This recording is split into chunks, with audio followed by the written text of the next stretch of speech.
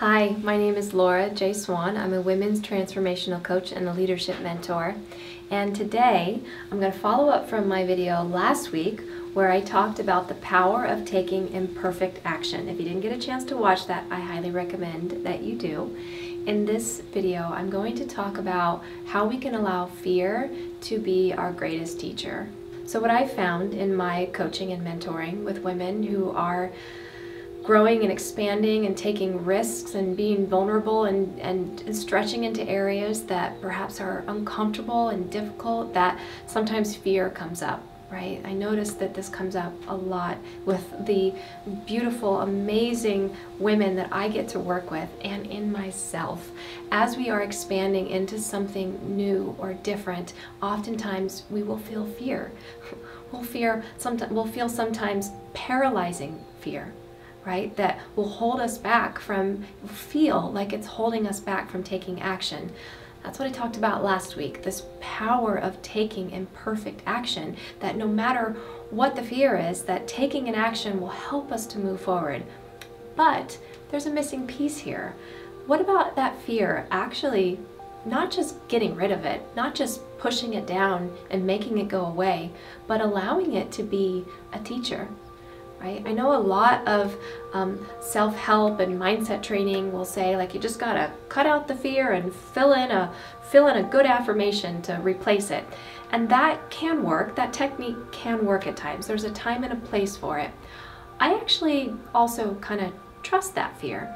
I trust what's coming up in you, what's coming up in your soul and your psyche, that it's actually perhaps here to teach us something, and it's coming up to be healed through that teaching, right? That fears have been there for some reason to keep us safe. Our sweet little reptilian brain just does its very best to keep us safe, and so that we don't have to experience any anxiety, right? Like at the biological level, the body does not want to experience anxiety. It doesn't want to experience the kind of pain that comes with stretching ourselves into new areas or new arenas, right? Like the idea of speaking on a stage to the body is like, oh heck no, like I'd rather die than go out there and experience that level of anxiety. For some people, right? If that's a new stretching skill that we're building. And so the brain will just like shut it down. Like, no way, we're not doing this. Paralyzed fear, resistance. Let's just like stay safe and stay where we are. But the truth is that growth doesn't happen that way. Growth does not happen if we let that sweet little part of our brain run the show, right? So what if we actually allow the fear to be a teacher, to understand, why has this been here? Perhaps it's kept me safe. Perhaps at some time in my life I developed it from my cultural teachings or from my parents or from whatever it could be, right? I developed this fear or this resistance to expansion or to growth or to stepping into my light for a reason. But it doesn't have to be the truth. It can actually inform us and help us learn about ourselves. It can help us learn about, wow, at some point, like, I developed this to keep myself safe.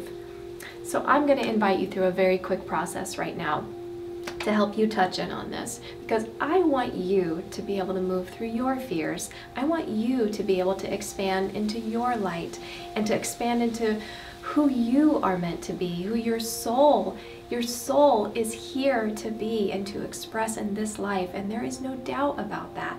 So it's just our fears that hold us back, but we don't have to treat them negatively and aggressively and actually create just more of the same in the way that we're getting rid of them, right? If we're afraid of our fears, what difference does that make?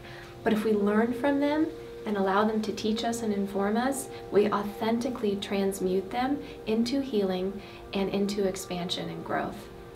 So I invite you right now to close your eyes for a minute, okay? And I want you to place your hand on your heart if you'd like, perhaps a hand on your belly or your solar plexus. These are two very powerful points on our bodies that we can connect to. And I'd like you to ask yourself, what is the fear or the resistance that I can tap into in this moment that I feel has been most present, right? If there's something that you're expanding into, or a new skill that you're developing, or that you really want to create this coaching offer, or this program, or whatever it may be, right? That maybe there's a fear of what may happen, right? And we haven't been taking action on it. And I want to invite you to hold that fear right here in your heart and allow it to come up. Allow yourself to identify it. You can pause this video if you want and actually write it down. Like, look it right in the face. Here it is, right? We don't have to worry that just by saying it or identifying it, it's going to get stronger. We're going to actually trust that it's been here for a reason. I'm going to trust your psyche, your mind, your body, that it's been here for a reason. And I want to invite you to let it come out full force. What has it been? And then I'm going to invite you to close your eyes again and place your hands back on your body, connecting into your body's wisdom and your soul guidance. And I want you to ask the question, what has this fear been here to teach me? Why has it been here? And what is it here to teach me? Perhaps, how has this fear kept me safe? How has this fear kept me safe?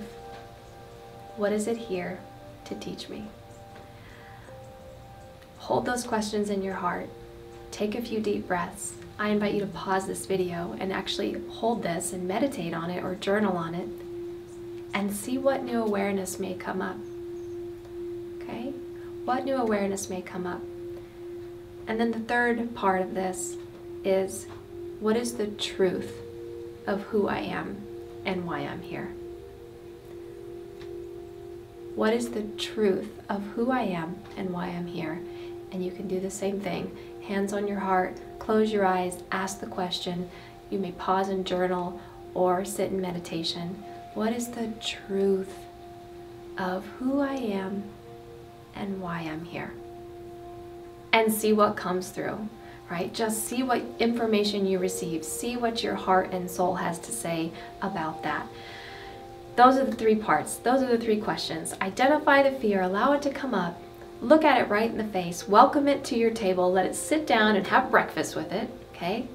Then ask the question, what's going on? You know, like, what are you doing here? What are you here to teach me? Like, casually, right? With curiosity, actually ask the question. That's number 2. And number 3, ask the question at the soul level, right connected to your heart and your knowing.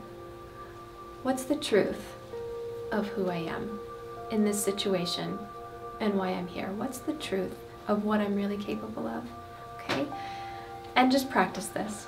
Sometimes when we ask these questions or do these processes, we may feel like we don't get a lot of information, but with practice and with trust in your own psyche and soul to bring you information, it starts to come. So this is a very simplified version. I hope it's supportive for you, and even just reframing the way that we think about our fears from not just something you're going to cut out and get rid of, but that you can understand better and authentically move through it.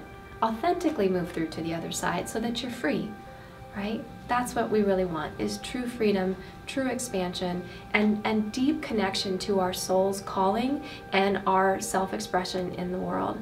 All right, thank you so much, and I hope to see you next week in the next video.